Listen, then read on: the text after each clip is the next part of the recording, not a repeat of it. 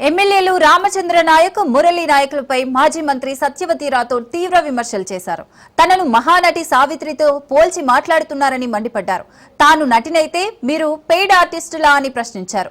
రామచంద్ర నాయక్, మురళీ నాయకులు చిల్లర మాటలు మానుకోవాలని హెచ్చరించారు.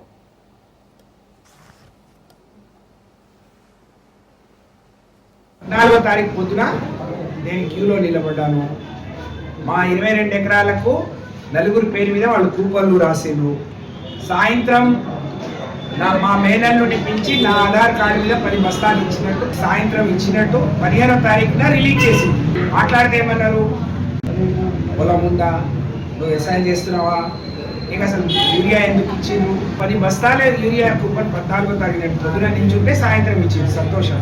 ఒకటే బస్తా ఇచ్చిండ్రు అని అబద్ధం చెప్పింది. ఒకటి కాదు, అస్సలు ఇవ్వలేదని చెప్తాను. 10 బస్తాలు ఇస్తే నా దగ్గర ఉండాల్సిన కూపం రామచంద్ర నాయక్ దగ్గర ఎందుకు ఉంది? నేను కదా యూరియా తీసుకుంది. మరి నాకే ఇస్తే ఈ యూరియా కూపన్ రామచంద్ర నాయక్ దగ్గర ఎందుకు ఉంది? 8:30, 9 గంటలకు క్యూలో నిలబడ్డాను. 10 గంటలకు అక్కడి నుంచి వెళ్ళిపోయాను.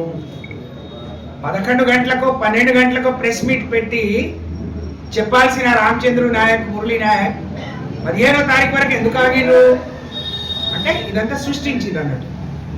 నేను కాంగ్రెస్ పార్టీ వాళ్ళు పెట్టిన ఫేక్ రిసిప్ట్ని కానీ వాళ్ళ మీడియా సమావేశాన్ని కానీ ఫార్వర్డ్ చేసిన వాళ్ళు, నా మీద కమెంట్స్ చేసిన వాళ్ళకి చెప్తున్నారు. ఇదే రామచంద్ర నాయక్, మురళీ నాయక్ వీరిద్దరూ వీరభద్రస్వామి, భద్రకాళి అమ్మవార్ల దగ్గర సత్యవతి రాథోడ్కు ముందే 10 బస్తాలు ఇచ్చిన తర్వాత వచ్చి డ్రామా చేసింది, నటించిందని మీరు చెప్తే మీ అంత గొప్ప మునగాడు లేడు.